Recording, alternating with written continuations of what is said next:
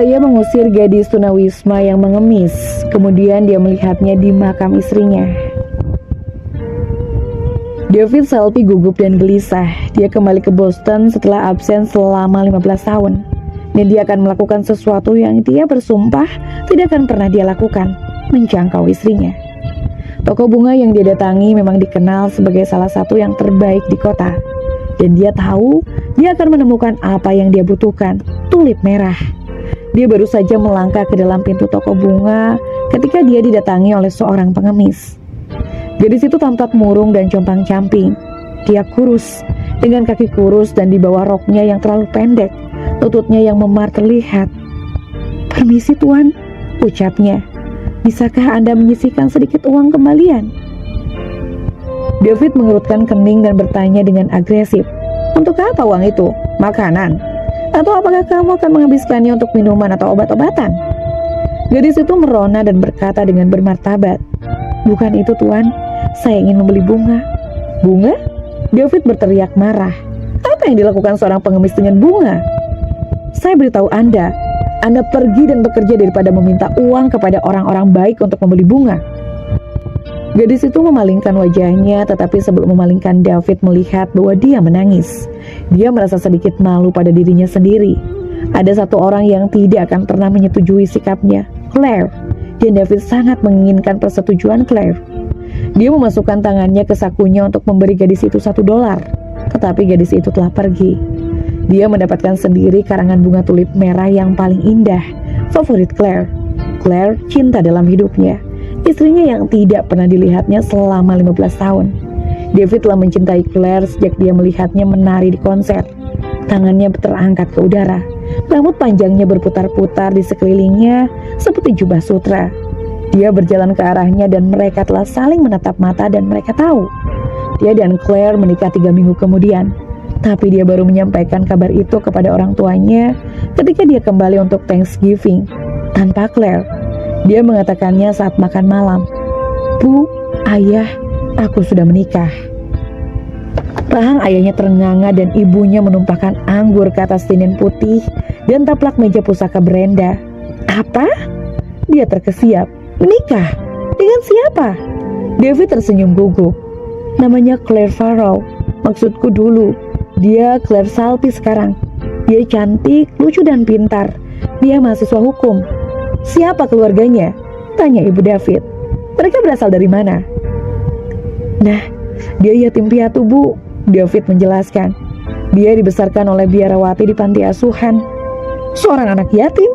tanya ayahnya sambil mengernyit keningnya. "Sepertinya itu bukan tipe gadis yang kami harapkan darimu untuk dinikahi, David."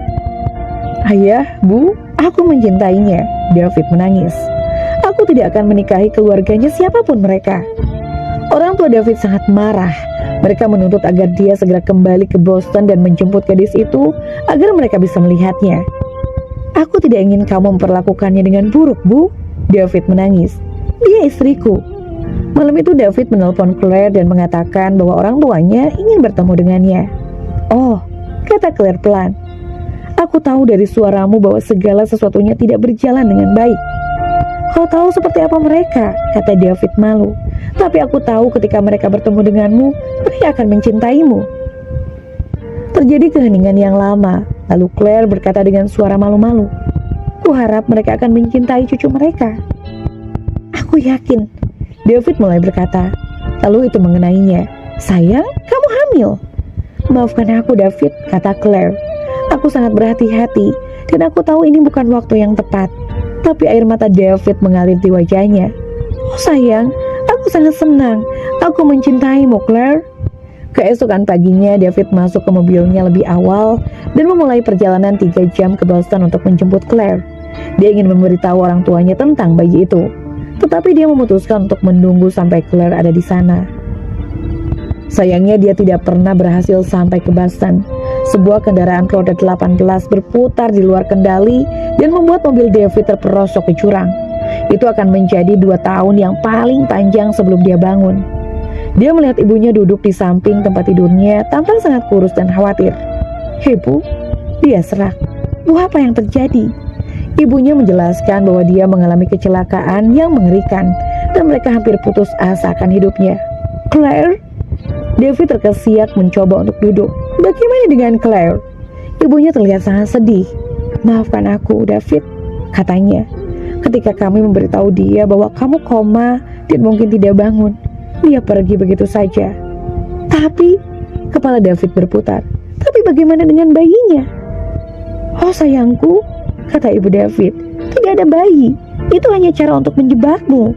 Setelah ibunya pergi, David menangis sedih karena semua mimpi yang sekarang dia tahu tidak akan pernah menjadi kenyataan.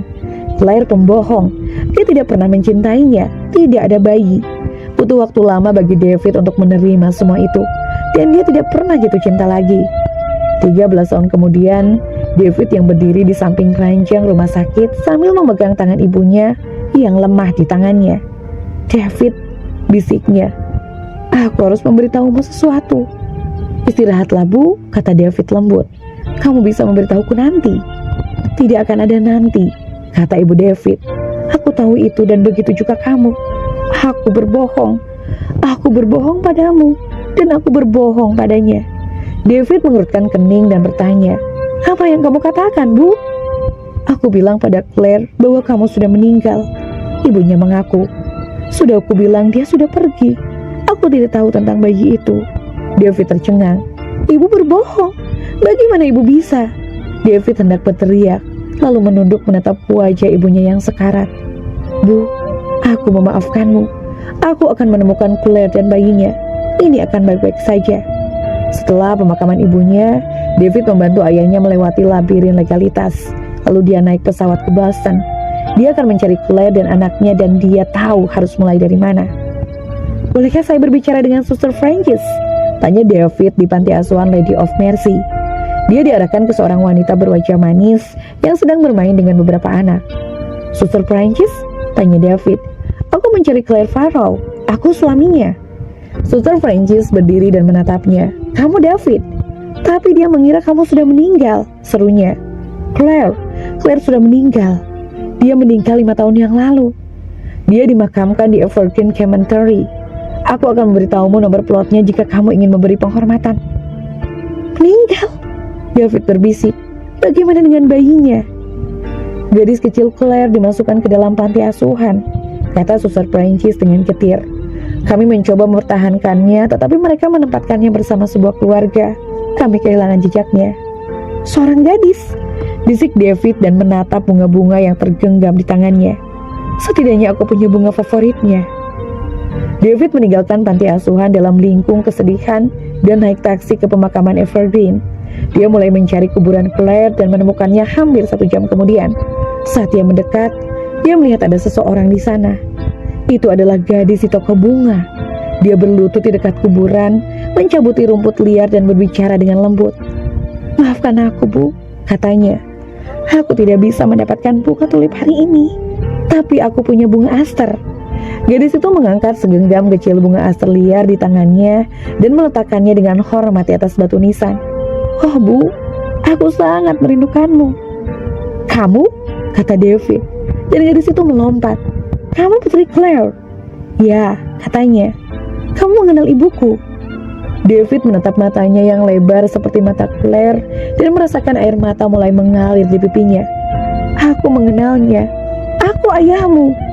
Putrinya bernama Hope dan dia telah sendirian selama 2 tahun setelah melarikan diri dari situasi rumit di panti asuhan. David menceritakan seluruh kisah kepada Hope dan memohon pengampunan darinya. Aku di sini sekarang, katanya. Kamu tidak akan pernah sendirian lagi. Bersama-sama David dan Hope menempatkan tulip yang indah di makam Claire dan kemudian dia membawanya pulang untuk bertemu kakeknya. Apa yang bisa kita pelajari dari cerita ini? Kebohongan itu seperti rumput liar. Mereka tumbuh dan menyebarkan kehancuran. Kebohongan Nyonya Salvi menyebabkan cucu satu-satunya tumbuh sendirian dan kehilangan tempat tinggal. Yang penting adalah karakter seseorang, bukan siapa keluarganya atau dari mana asalnya. Tuan dan Nyonya Salvi menghakimi Claire tanpa menemuinya dan membuat kesalahan besar. Bagikan cerita ini dengan teman-teman Anda, itu mungkin mencerahkan hari mereka dan menginspirasi mereka.